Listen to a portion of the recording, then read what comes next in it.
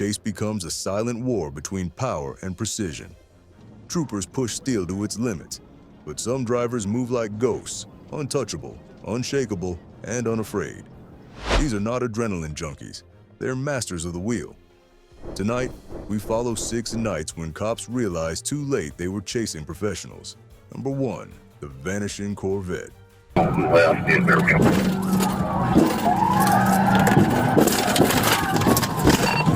Morning, I just wrecked out.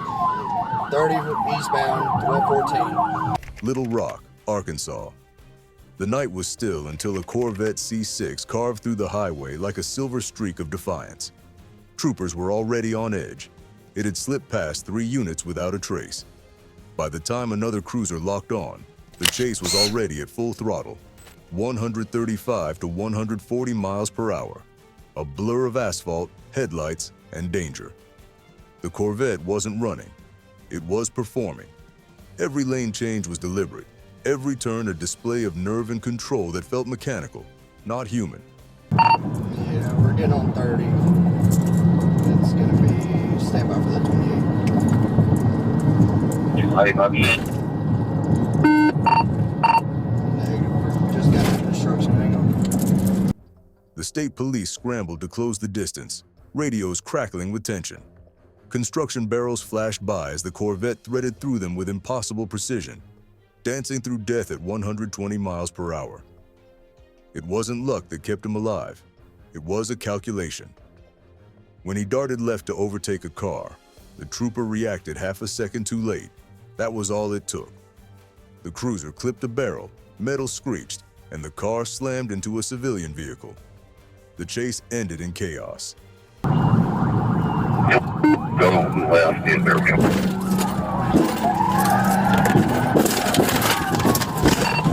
Morning, I just wrecked out. 30 eastbound, 114. In the smoking aftermath, troopers searched the horizon, waiting for a glimpse of taillights. There were none. The Corvette had vanished into the night. The couple in the wrecked car survived, but the highway was left littered with debris, a scene of flashing blues and broken glass, the smell of burnt rubber in the air. Somewhere ahead, a driver sat behind the wheel of a C6, heart steady, mind cold, engine humming like a secret weapon. Hi. Roll the window down. Are y'all okay? You okay? Alright. Yeah, I was trying to catch up to him. I was in pursuit of him, so. Alright. Are y'all hurt anywhere? Okay. Morning, Clock Central, they're saying they're not in. The department logged the incident as another failed pursuit, but whispers spread fast. This wasn't the first time a Corvette had slipped through the Arkansas net. Each time, it appeared out of nowhere, outran the best, and disappeared again. No spike strips, no traps, no IDs. Just the echo of an engine that taunted the troopers who chased it.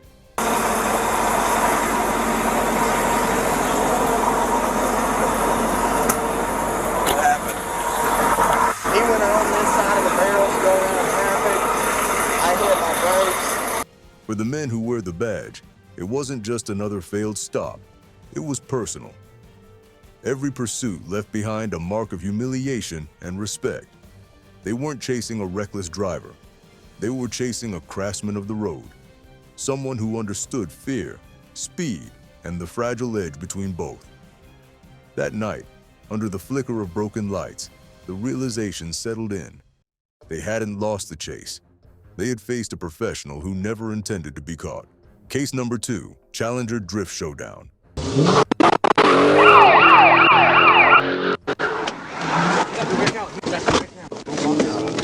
November 24, 2023. A chilly night in Little Rock turned electric when Trooper Blaine Lucas pulled over a Dodge Challenger for an unreadable temporary plate. It was supposed to be routine, but the instant his boots hit the pavement, the Challenger roared alive. Tires screamed, the rear end fishtailed, and in one motion, the car slid sideways into a perfect drift before launching forward like a missile. Within seconds, the radar read 140 miles per hour and rising. 2024.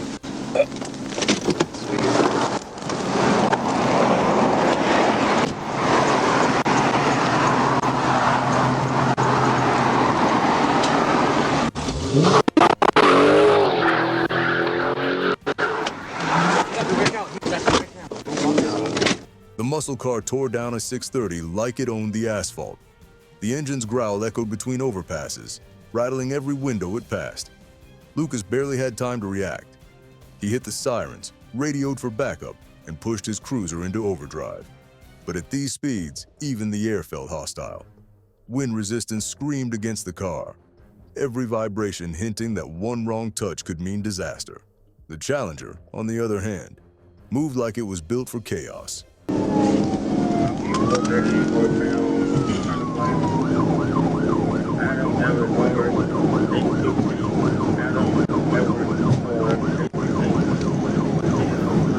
Shut up! It weaved through lanes, sliced past cars with inches to spare, and left a hurricane of flashing lights in its wake. The pursuit bled from highway to city streets, where traffic lights blurred into streaks of color. Civilians hit their brakes in panic, headlights swerving out of the way as the Challenger ripped through intersections with a precision that felt practiced. Every corner it took was deliberate, every throttle press controlled.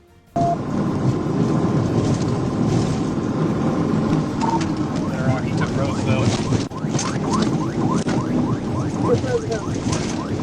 Moments later, the driver shot back onto I-30, now completely in command of the night. Lucas's cruiser struggled to close the gap. The trooper's heart pounded, his voice tight over the radio, trying to steady his grip while the chase reached deadly velocity. Ahead, the Challenger curved into a sharp turn at 120 miles per hour, something no regular driver should survive. But it held. Perfectly. Getting on 30 eastbound. Getting on 30. Back at headquarters, the footage became legend. The way it drifted, the way it moved, it wasn't panic driving. It was performance art. That night, troopers learned the terrifying truth. They weren't chasing thrill seekers. They were chasing professionals who knew exactly how to make the law lose control. Case 3, the Red Ghost Camaro. This one on the left shoulder. He's trying to get around these big trucks. They're trying to hold him up. October 20th, 2022.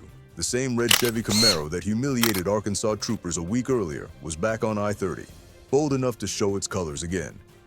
Trooper Thomas Hubert caught it on radar, fictitious tags flashing under the streetlights. He knew the car. He knew the story. This time, he swore it wouldn't vanish. But when the Camaro's brake lights flared, it wasn't slowing down. It was taunting him. In seconds, it was gone, roaring into the black stretch ahead.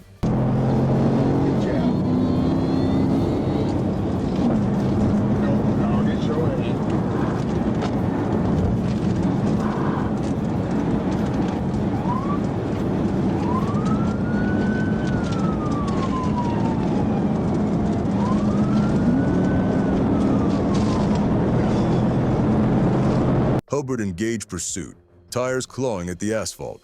Speeds climbed past 130. Radios filled with clipped reports, and adrenaline turned minutes into blinks. The Camaro wasn't just fast, it was calculating. It threaded between semis, brushed highway shoulders, and skimmed mirrors without a single skid. Every turn of the wheel was instinctual, almost rehearsed. Hubert stayed on him, but the gap never closed. The red glow ahead teased him like a phantom, always just out of reach.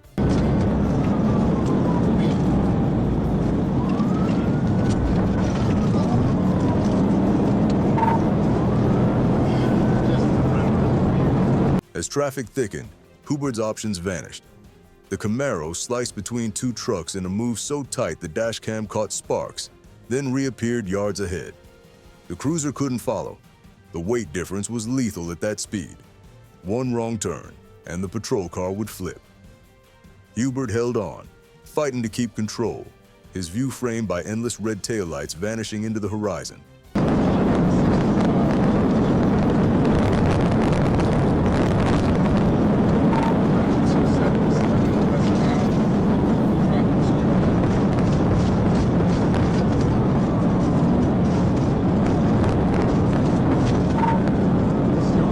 Radio chatter built to panic.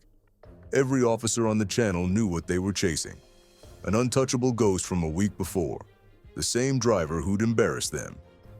The Camaro moved like it could see 3 steps ahead. No hesitation, no chaos, just pure control. Hubbard tried to predict his next move, but prediction meant nothing when the opponent didn't make mistakes. It's going on the left shoulder. He's trying to get around these big trucks. They're trying to hold him up.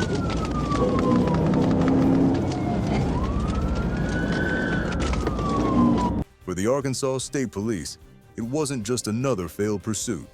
It was personal humiliation captured in high definition. The body cam footage showed skill so fluid it defied reason. A driver who turned the highway into his private racetrack. From that night forward, troopers called it the Red Ghost. Because every time they thought they had him, he simply disappeared, leaving nothing but the echo of an engine and the sting of defeat. Case 4, the GTR Phantom. On a humid night along Georgia 400, 2 cars lined up side by side, a Dodge Charger and a Nissan GTR. To passing traffic, it looked like casual racing bravado. But when the blue lights erupted behind them, the game turned into war. The trooper picked his target, the GTR, unaware that he was chasing a machine built for the impossible. Under the hood roared 800 horsepower, and behind the wheel sat a driver who understood every inch of speed. Right, and he's exhibiting the normal characteristics you'd expect from somebody who's got a lot of adrenaline. They're really pumping it. When the sirens pierced the night, the GTR didn't panic. It simply transformed. Tires bit into the concrete, the twin-turbo engine screamed, and in the blink of an eye, it was hitting 175 miles per hour.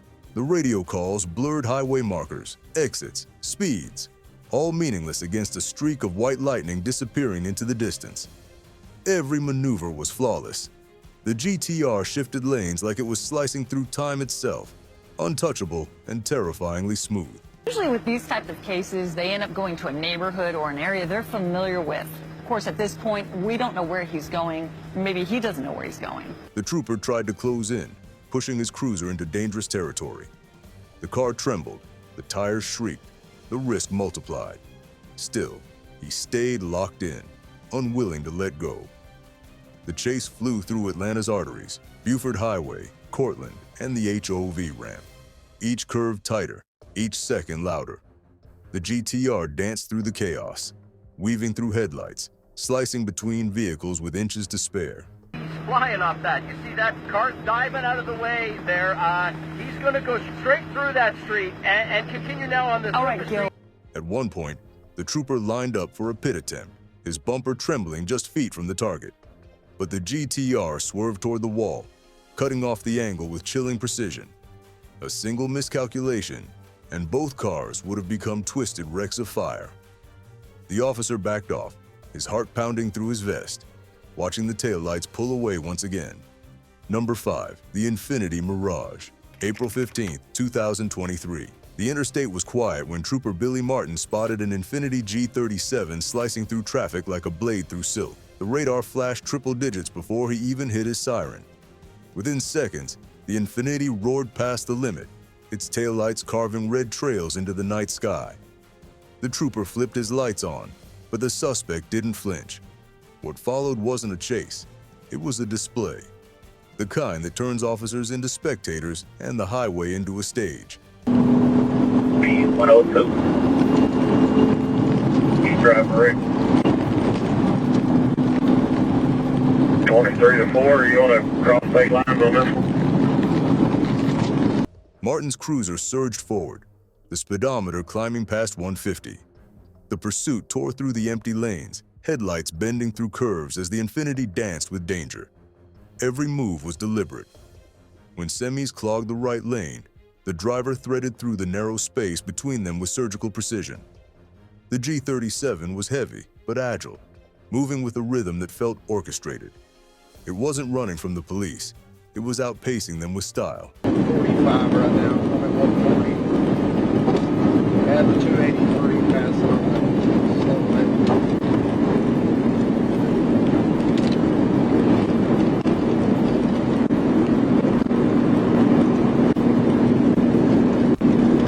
Behind the wheel, Martin fought the wheel's vibration.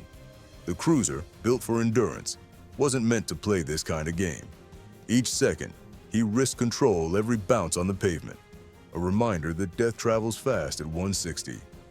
Still, he pressed on, voice tight over the radio, calling updates between bursts of static.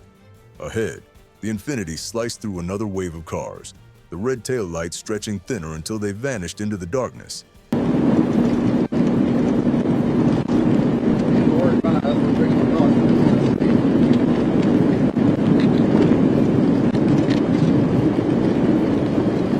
25%. That's approximately Tennessee. D4, do you have go ahead and stay with it until we can get Tennessee involved. Moments later, the driver made a move no one expected. Without warning, the G37 swung into a violent U-turn straight into oncoming traffic. Headlights flared, horns screamed, chaos erupted. For a split second, Martin considered following, but instinct won over pride. He knew what that turn meant. It wasn't courage, it was madness. He lifted his foot off the gas, his cruiser slowing under the burden of restraint. The Infiniti disappeared into the blur of opposing lights, swallowed whole by the night. He's going the wrong way. He's going the wrong way.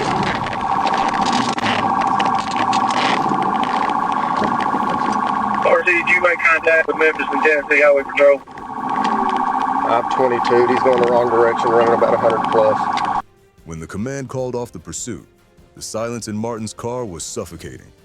No arrest, no wreck, just the echo of what could have been a disaster. The footage would later be reviewed frame by frame, every reckless turn, every perfect maneuver, and the conclusion was the same. Case 6, the final Hellcat duel, in another humid Arkansas night, the kind that hums with static before something violent begins. Trooper Tanner Crossland clocked a Dodge Charger Hellcat roaring past with casual arrogance, bright lights, heavy engine, no fear. When he hit the sirens, the Charger didn't hesitate. It bolted. Within seconds, the speedometer soared past 150, headlights fading into streaks of motion. Crossland knew exactly what this was. Not a runner, a challenger. The kind who doesn't play games, he writes them. E38 time left, 1024. The Hellcat's engine screamed through the silence, its exhaust echoing off the overpasses. It moved like it knew every inch of the road, using the shadows and the curves to break the line of sight. Crossland's cruiser pushed past its limit, shaking under the pressure. The highway lights stretched into golden ribbons, the world reduced to blur and noise. For 10 minutes, both machines existed in a vacuum of speed, one hunting, one fleeing, neither willing to stop. We're approaching the 28. Bravo 830, 810 Speed's 134. Could be a black Charger, RT. Suddenly, the Hellcat cut its lights. Darkness swallowed it whole. The trooper saw nothing but faint tire sparks ahead. A brake check followed a violent, deliberate. Crossland swerved, barely avoiding a collision. The Hellcat darted off-road, tires exploding through dirt. But physics caught up. One tire shredded instantly, sparks shot from the rim, and the car's speed bled away.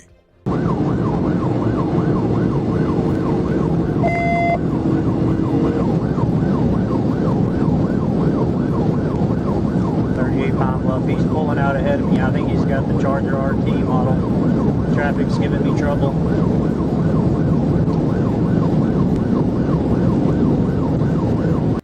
Crossland took the opening. He called for backup, circled wide, and matched the Hellcat's broken rhythm. The chase snaked through local streets, Marketplace, Highway 5, Woody Drive, each name forever etched into another page of Arkansas pursuit history. The driver was desperate now, his wounded car limping, headlights flickering like a dying animal. Crossland closed in, voice steady, pulse cold. When the moment came, he turned the wheel, executed a perfect pit maneuver, and ended it. The driver was pulled from the wreck, check sweat, fear, and defeat mixing under the flashing lights. Another self-proclaimed racer undone by arrogance. But for Crossland, it wasn't a triumph. It was confirmation. These weren't amateurs anymore. These were professional drivers who studied law enforcement patterns, road layouts, and mechanical limits. That night, under a haze of smoke and flashing blue, the truth was undeniable. The streets had evolved, and the cops were no longer chasing criminals. They were chasing legends. On a cold December night along E-540 near the Oklahoma border, a black Chevrolet Corvette streaked past like a bullet, its taillights glowing red for only a second before disappearing into the horizon. The radar lit up, 100 miles per hour. But that was only the beginning.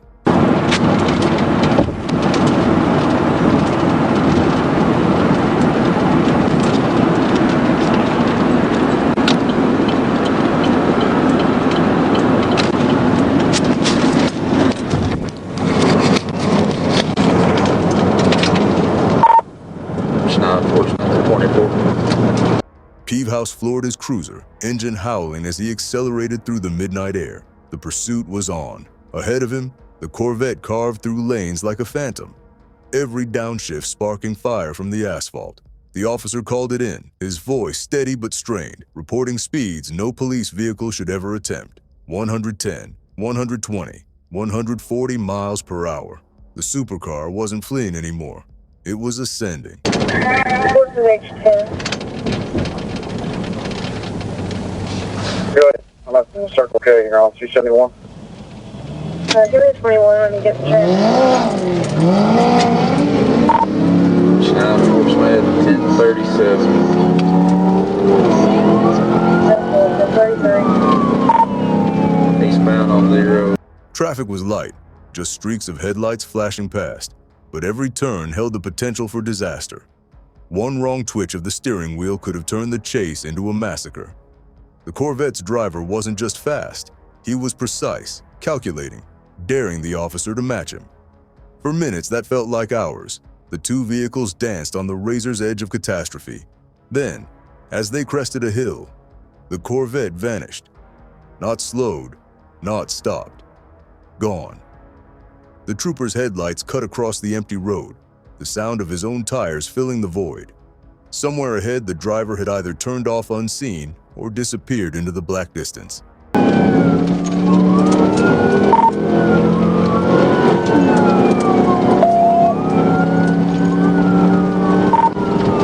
lot of traffic. I've still got him inside, so he's going probably 140 by now.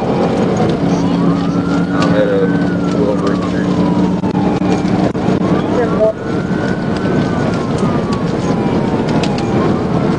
I'm coming. I'm about to take 0. Peavehouse slowed, scanning the tree line and side roads, but the sports car had melted into the night. Reinforcements arrived, sweeping nearby exits and parking lots. Nothing. The suspect had outrun not only the police, but the odds themselves. The Corvette was a ghost, a blur erased by the dark. When the officer checked the license plate he'd managed to glimpse before the car disappeared, he found one more twist. The plate was temporary, likely fake. The trail went cold as quickly as it began. 10-4 southbound on Arizona.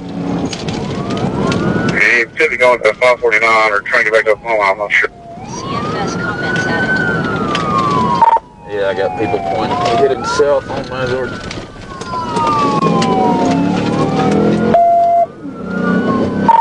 If I can get a unit up to 549, we might cut him off.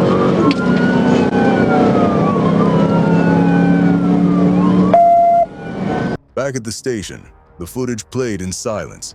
The Corvette's engine screamed through the speakers, an echo of arrogance and adrenaline. For the officer, it was a chase without a finish. For the driver, it was a victory he'd probably never stop bragging about. But every racer knows the truth. No one outruns luck forever. On another night, on another stretch of road, The same speed that saved him could just as easily bury him. Case 3, the final ride of Elliot Dugan. It was just before dawn in Los Angeles, the hour when even the city's chaos seems to rest. The streets of West Valley were still, the air heavy with exhaust and silence. That calm ended the moment officers pulled up beside a white Lamborghini Huracan idling at a red light. Behind the tinted glass, the driver was motionless, not calm, not waiting, asleep. How's it going, man? Good. You have a driver's license on you? And registration for the vehicle? Is the vehicle in park? Yeah? 51-year-old Elliot Dugan had passed out behind the wheel of a stolen $250,000 supercar. To any onlooker, it was absurd. A man asleep inside a vehicle worth more than most houses, glowing beneath the streetlights like a piece of art in the wrong hands. When the police lights flicked on, the Lamborghini's V10 engine growled awake, like an animal stirred from a dream. Dugan lifted his head, dazed and confused. He spoke slowly, slurring words, his mind fogged by exhaustion or worse. But when officers ran his name, the calm evaporated. Multiple felony warrants, a stolen luxury car, and a driver who had no intention of surrendering quietly. Hey, Hey, sir? Can you do a favor? Can you step out of the car for me? What's going on?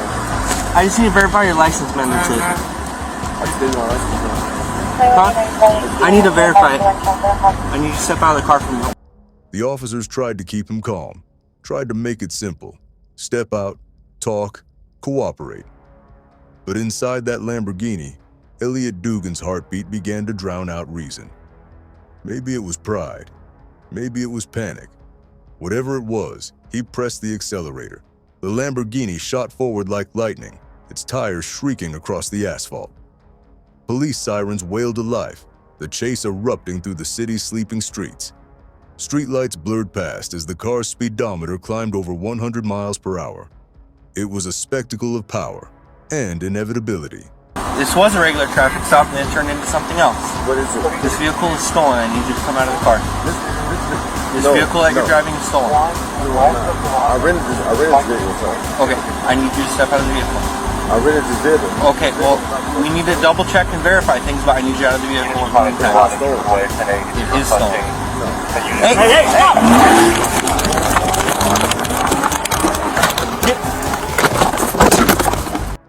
For several miles, Dugan fought the steering wheel, weaving between lanes, the rear tires slipping against the road's uneven surface. Every second brought him closer to losing control. And then, it happened. At over 100 miles per hour, he clipped the median. The car lifted, twisted, and tore through a row of trees. What was once a masterpiece of Italian engineering became an unrecognizable wreck.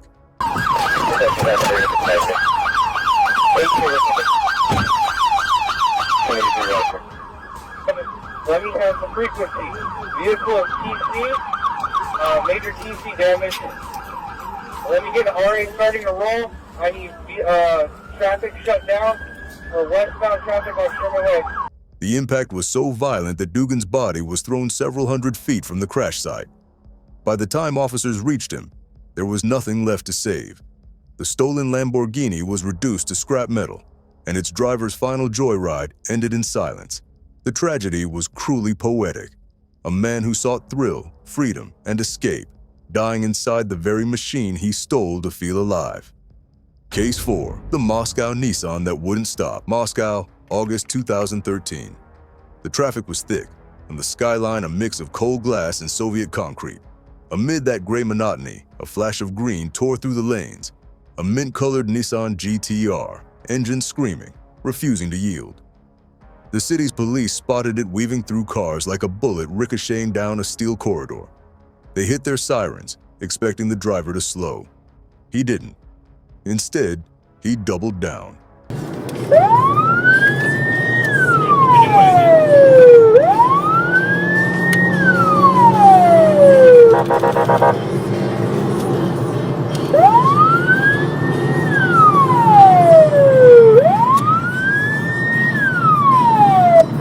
The GTR wasn't just fast, It was feral. The twin-turbo engine roared as the car sliced between commuters, mirrors grazing bumpers, tires leaving faint trails of smoke. The pursuing officer's dashboard light glared against the wet pavement, but the green blur ahead never faltered. Each red light was a dare, each turn an insult. Moscow's orderly traffic disintegrated into panic as the chase charged through the city's heart. 327, 327, делаем остановочку вправо делаем, 327, на обочину останавливаемся. 327, на обочину останавливаемся, аккуратненько, делаем остановочку вправо. In the passenger seat of the patrol car, another officer recorded the pursuit on a phone. Russia's police lacked dash cams then, but they didn't need one to capture the madness. The recording showed the GTR bursting forward again and again, its tail end fishtailing under raw power. Through tinted windows, the driver appeared calm, detached, almost rehearsed.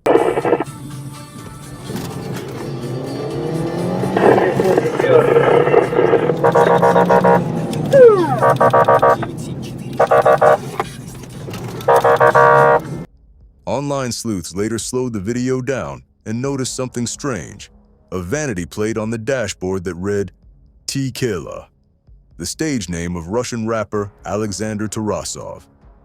Fans speculated it was no coincidence, that the whole chase was staged, a stunt for attention, maybe even a music video gone rogue. The sleek car, the designer sunglasses, the defiant smirk, it all fit the image.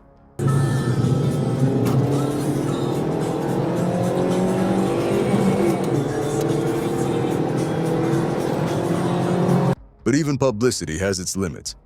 The chase cut across intersections at lethal speeds, pedestrians scrambling to the sidewalks, horns blaring in fury. For 8 chaotic minutes, the city became a racetrack. And then, as suddenly as it began, the GTR slowed. The driver rolled down his window, gesturing at the police car as if mocking them. Later, some claimed he apologized, saying he couldn't hear the sirens over his music.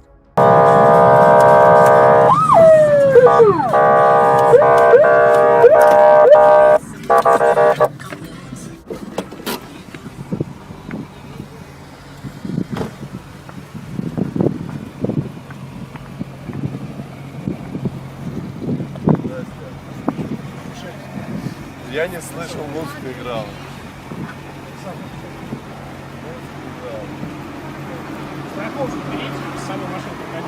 Whether it was arrogance or theatrics, no one could say for sure. What's clear is that Moscow had just witnessed one of its most reckless displays of power and privilege, a man using a machine of beauty as a weapon of ego. The driver was never officially charged. The internet moved on, the rumors faded, but the clip still circulates, a reminder that in some corners of the world, fame and horsepower can make even the law look slow. Number 5. The Midnight Camaro.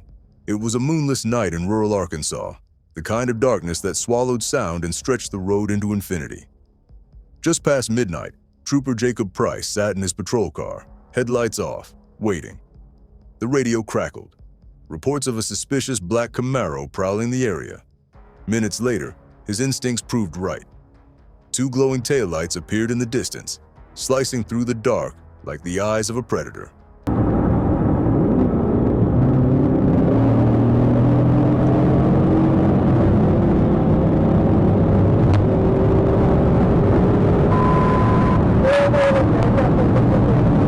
Price pulled onto the road, following quietly at first.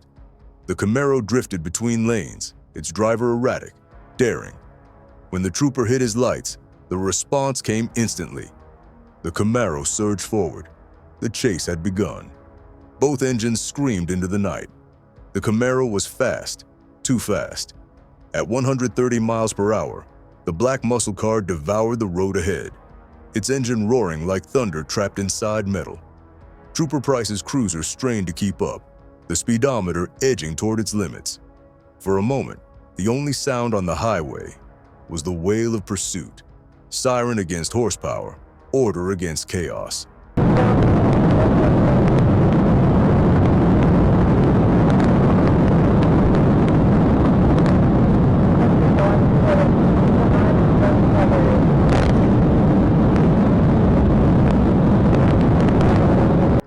chase stretched across desolate stretches of asphalt, where streetlights gave way to darkness. The suspect used the open space like a weapon, weaving across lanes, pushing his luck at every bend. But every gambler runs out of time. As the road narrowed near a gas station, the Camaro nearly clipped a truck. Its back end fishtailed, sparks flying from the pavement. Somehow the driver regained control, accelerating again into the black. Price stayed relentless. He knew that if he backed off, someone else could die on this road. His patience became his weapon. He didn't try to ram or cut him off. He waited. He watched. He calculated.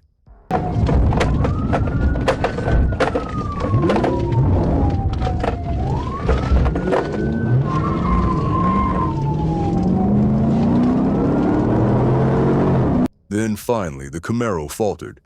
Its engine coughed under the strain, tires shrieking against gravel as the car swerved into a ditch. In a blur of dust and headlights, Trooper Price ended it. The cruiser skidded to a halt. The trooper stepped out, weapon drawn, breath heavy. The suspect raised his hands, trembling, surrounded by the roar of his own engine slowly dying.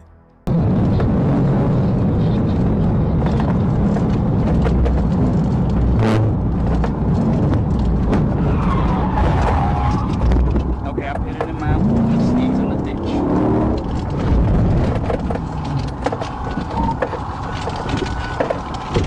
No one spoke. The night swallowed their silence whole. When the dust settled, the driver was cuffed, charged, and taken away. His name never made the news. Just another ghost in the long list of people who mistook speed for power. The Camaro was hauled away, mangled and silent. For Trooper Price, it was another chase survived.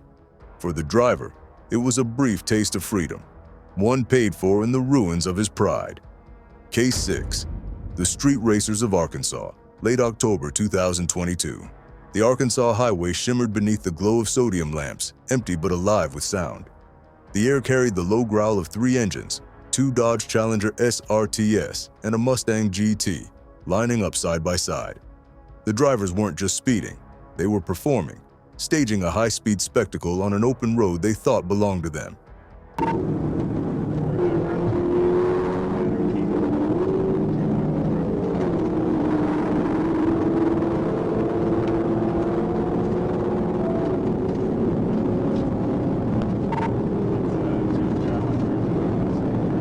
Miles behind, Trooper Nathan Williams spotted them. His radar flashed 120 miles per hour. 3 shadows weaving through the night like comets. He knew he couldn't stop them all, but one was enough. He flicked on his headlights and began to follow, quiet and patient, letting their arrogance pull them deeper into the trap.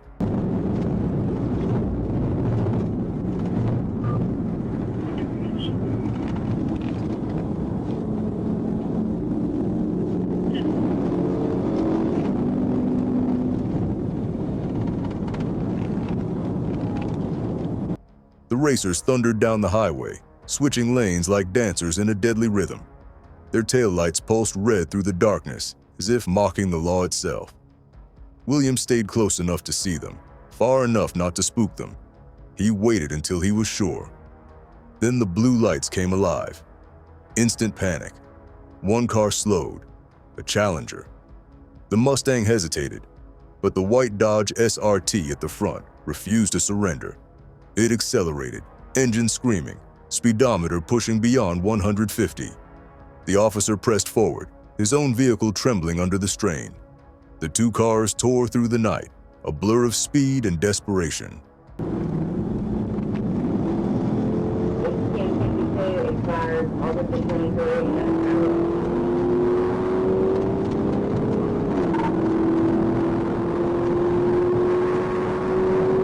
Williams's body camera later captured the chase, the shaking frame, the blur of headlights, the endless roar of pursuit. The suspect was fearless, or foolish. Every second increased the risk of disaster. One wrong twitch away from a wall of steel and flame. But speed, like arrogance, burns out fast. The suspect exited the highway, veering off onto a side road that snaked between apartment complexes. The supercar slowed just enough for Williams to get what he needed. The license plate. Within seconds, the white Dodge disappeared into the darkness, gone before backup could arrive.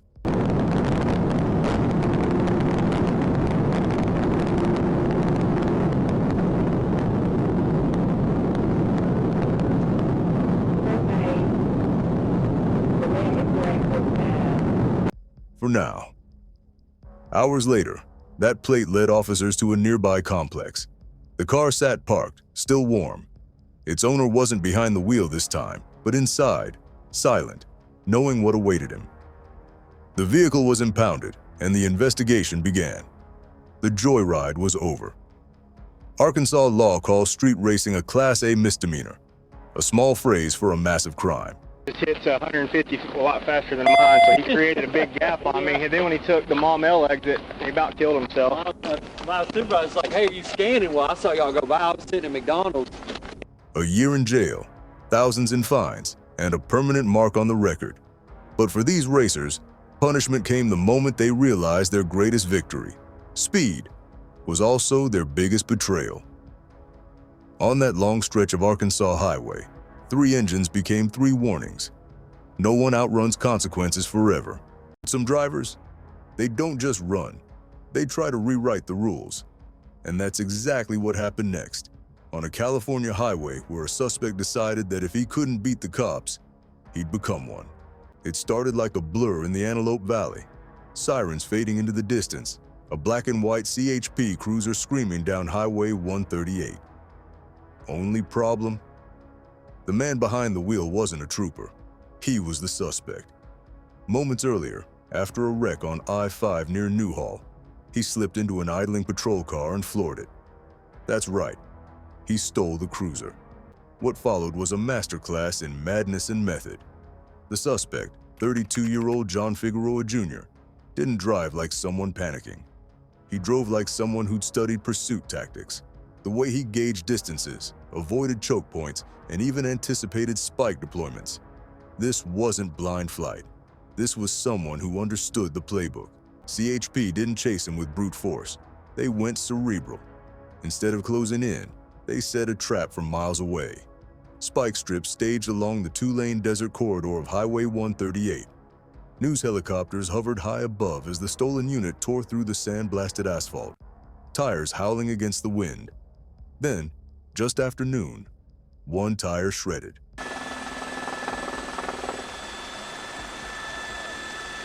Yeah, Philip, that could be good, I think. Yeah, we do believe they got him with a spike strip. And fortunately, he slowed down enough so that they could throw that out. At high rates of speed, I'm not sure they would have done that because of the other vehicles that were there. But if we go in tight, we should start to see those tires slowly go down. More than likely, they're run flats on that patrol car. But slowly but surely, it did look like he hit the spike strip. The chopper audio catches it perfectly. Left rear's gone. He's still going. His tires are going flat. His tires are going flat. Rear tire going flat, guys. Okay, so the spike, there goes the wheel. So there goes the tire. Now he's running on his rims right now. So they did have one spike strip that actually hit, and you can see right there. Then the unthinkable. The door cracks open while the car's still moving. Maybe 60, maybe 70 miles per hour. Figueroa jumps. The body hits pavement, tumbles, rolls. The ghost cruiser veers off and slams a utility pole, scattering live wires. Not that unusual. Let's say it's very unusual to steal a police car, an ambulance, or fire truck, etc. But it does happen on occasion. Obviously, we see it happening right here on Dennis, I want to bring back Stu. Stu, what's going on? He's jumping out of the car. Oh, my goodness. Oh, my goodness. Oh! He just bailed out of the car, out of a moving car. Look, it just crashed into the light pole. Oh, my goodness.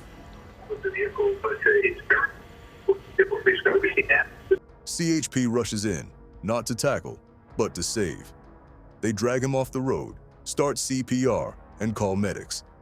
The same officers he outmaneuvered are now fighting for his pulse. But the damage is done. He's pronounced dead later that afternoon. What's chilling isn't the theft, it's the precision. He knew about the spikes, the range, the timing. It's the kind of awareness only someone who's watched or studied the chase game would have. And if you think that's the last time cops realized they were chasing a pro, wait till you hear about the next one. A cross-border pursuit that pushed patience, coordination, and adrenaline to their breaking point. Case 3. It starts under a desert sun on June 23, 2023. A black GMC Acadia rips north on I-15, wind roaring across the sand. The back seat stacked with Walmart loot. Cheap electronics, a scooter box, speakers. On paper, it's small-time theft. But the way the driver moves, it's anything but amateur. He's not fleeing blindly. He's reading the highway like a map he's memorized. 9310, I'm at 19. There's a Starlight guardrail going down the hill. He's taking the exit. Copy, he's taking the Hurricane exit. Off-ramp into Hurricane on 9. Copy, county. Control, you want to let them know? And let everyone. Mesquite police kick it off in Nevada. Seconds later, the Arizona Highway Patrol takes over. Then Utah joins in. Each agency passes the baton cleanly, like a relay team trained for years. The suspect knows it too. He's shifting lanes, dodging choke points, using the terrain of the Virgin River Gorge to vanish into the ridges. It's not chaos, it's control. Coming up on Washington Parkway, I'll let you know what he does. There's a red light there. Looks like he's running the red light straight through, still southbound Telegraph Street. Control 260, I've discontinued following. I'm going to set up at 15, about 15.5 northbound for spikes. When a St. George officer finally clocks him doing 100 miles per hour, the SUV cuts an exit, rolling through stop signs without hesitation. Then comes the tell, the kind of move that separates hot-headed rookies from hardened runners. He kills the speed just enough to look compliant, then bolts again the moment backup arrives. Textbook misdirection. Backup 7, I'm Green Springs and Telegraph. Coming up on Green Springs Telegraph now. Yep. Charlie and Bravo, same traffic at Green Springs.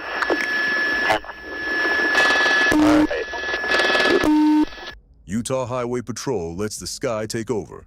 Their helicopter, calm, patient, surgical, tracks every turn from above. Ground units hang back, and that's where the suspect's confidence starts to crack. Twice, he pulls into gas stations. Twice, his passenger opens the door as if to walk away. Twice, he calls her back. You can almost feel the tug of instinct versus loyalty through the camera lens. 1X39, truck 1, do any of you guys have spike? Oh, he just pulled into the gas station. Yeah, 10-4, we're all heading that way. Didn't he? All right, he just pulled into the gas station there, right there on the corner of St. George Boulevard and River Road. He's at the very north pump, pulled up to the pump. 6 Charlie and Bravo, 23 on that. Passenger got out and ran into the store. You want me to stay with the driver? Car's on the move again.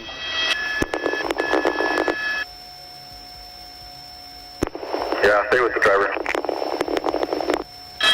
1 male driver wearing sunglasses, approximately 40 years old. Control 2 Echo 7, we're tailing the driver. He's just coming up 100 south. Finally, the SUV veers off pavement into South Plantation Drive. Dirt, dust, no more lanes to gamble with. Doors fly open, both suspects sprint, and within seconds, the chase collapses under the weight of inevitability. Officers close in, cuffs click, the desert exhales. They're exiting the vehicle. I've got one in blue, driver is in blue, and female exited as well. See if I get you the other side of that tree. Got one officer on scene giving commands. Next 2 units closest, stepped up. 30 air, 2 Echo 7 and route. Air is clear. Appears that subjects are being compliant. One officer on scene, if we could get other officers there. Female sitting down, male is squatted down. T2 to 2 trucks were to lead us in from where we are.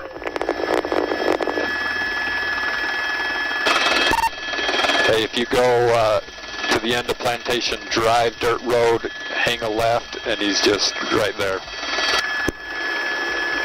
Hey, he's not complying with me. I've got him at taser point. He's saying he's given up. Copy, taser point.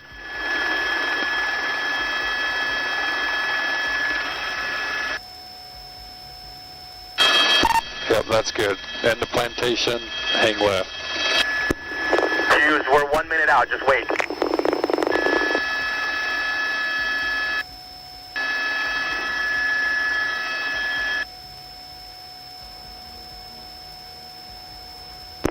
Control 38 Alpha 509. We're going to be out with St. George again here in about 10 seconds.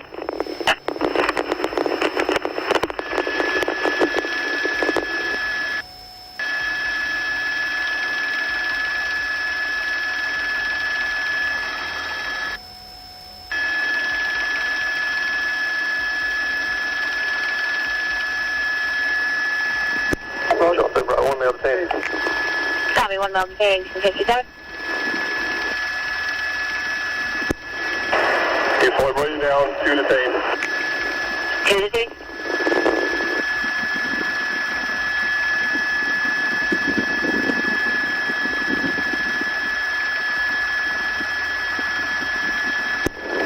Star 9, 2 Echo 1, thank you very much for your help.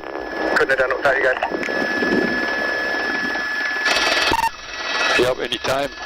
Unless you need us to stay above, we'll head back in their hands. But the strange part, he didn't look angry. He looked satisfied, like a man who wanted to prove he could run 3 states before breakfast. And just when officers thought they'd seen speed, Houston was about to teach them what happens when 707 horsepower meets professional nerve. Case 4. You can tell a lot about a driver by how he runs. Some panic, some freeze. But every once in a while, one moves like the road belongs to him. And that's what Houston police saw when a white Dodge Hellcat tore down I-10 East, like it was running from gravity itself. There you go, Doug. We got him.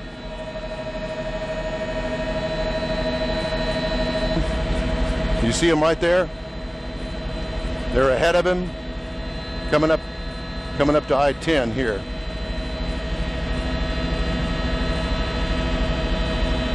No, we're going to be going southbound. Midday sun, camera shake, police air units already scrambling. The Challenger wasn't just fast, it was controlled chaos. It threaded between cars at over 100 miles per hour, shifting lanes like a scalpel cutting open asphalt. Houston PD called it in. Stolen Hellcat, confirmed visual, eastbound. But by the time the words left the radio, the car had already vanished past the next exit. We've been following this for about the past 10 minutes, actually trying to catch up with us. From what we understand, this is a Dodge Challenger, and it is a Hellcat, 707 horsepower motor in this car, and obviously going way faster than the speed limit here.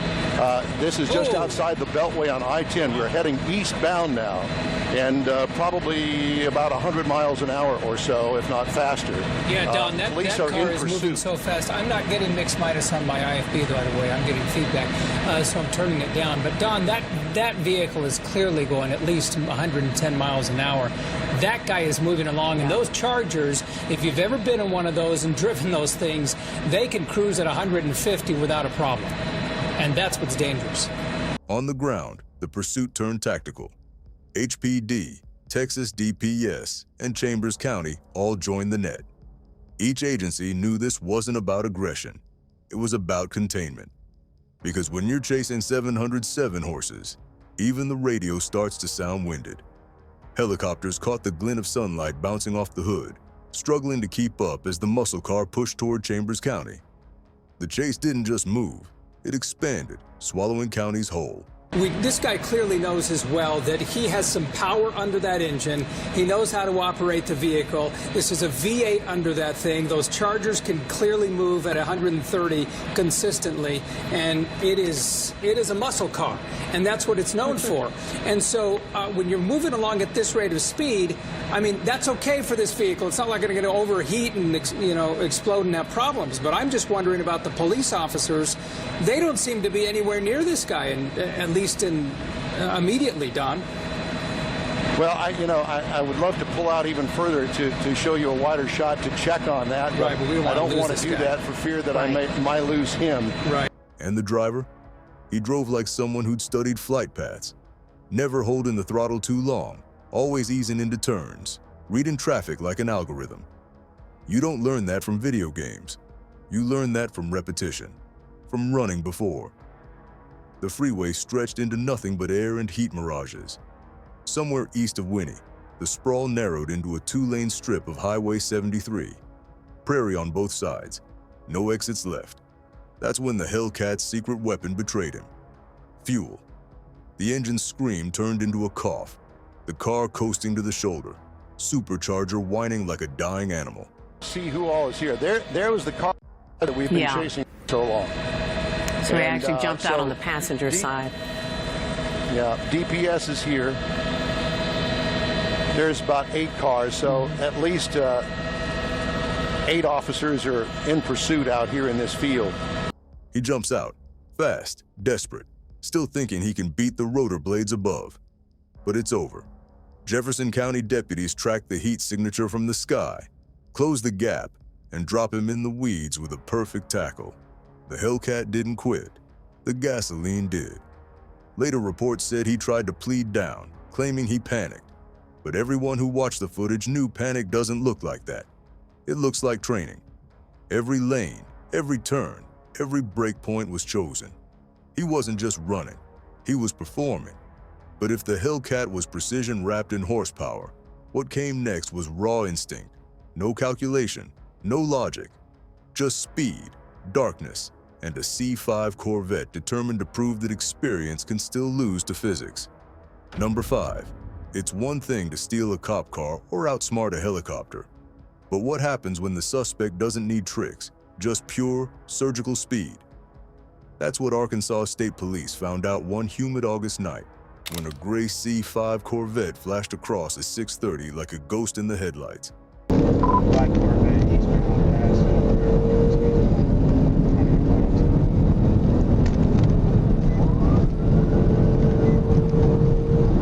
Radar clocked it at 92 and a 60. The trooper flipped the siren, expecting a routine stop. But the driver had other plans. The engine roared, tires screamed, and the Corvette lunged forward like a predator that had finally seen daylight. Within seconds, they were hitting 120 miles per hour. The radio chatter was calm, but tense. Vehicle refusing to stop, increasing speed.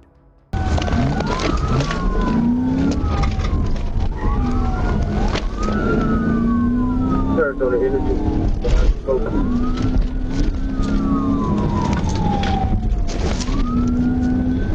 Hey, come out.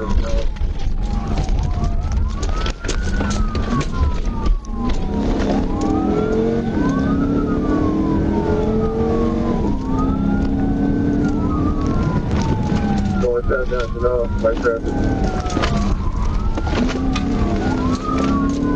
62, I'm on the wrong side trying to get back on the right. This wasn't reckless panic. It was composure. The driver moved with purpose, like he'd practiced this. He anticipated troopers' angles, braked into corners without losing balance, and always left just enough margin to recover. The dashcam caught moments where he brushed against the edge of control, but never surrendered it. Every line through traffic felt rehearsed. Hey, come out.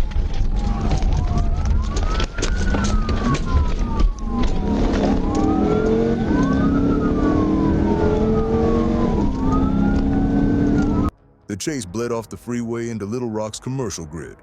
Tight streets, unpredictable turns, blind intersections. Most people would have lifted. He didn't. He threaded through red lights and oncoming cars. dancing with disaster like he trusted his instincts more than physics. The Corvette's low frame hugged every curve, scraping sparks as he drifted wide. Then came the moment that separated skill from survival. A downhill left-hand bend, too fast, too tight. The rear snapped loose, brake lights flared, traction died, and the car spun, slamming into a concrete divider with a metallic scream. Smoke poured out, airbags blossomed, and the run was over.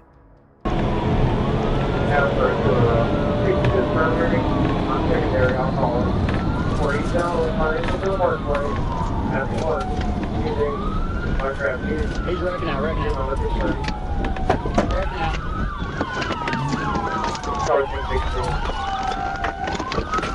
Troopers rushed in, guns holstered, shouting commands. The driver stumbled out, dazed but alive.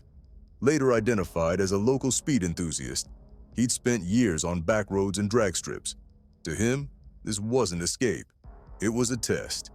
He thought he could calculate every move, every turn, every second. But you can't outdrive momentum forever. He was charged with felony fleeing, reckless driving, and half a dozen traffic counts. The Corvette was totaled. But when investigators reviewed the footage, even they admitted it. His control, his timing, his calm under pressure. It was professional. Until it wasn't. Because the road always wins. And somewhere out there, another runner's already watching these clips, thinking they just weren't fast enough. And that's the real danger.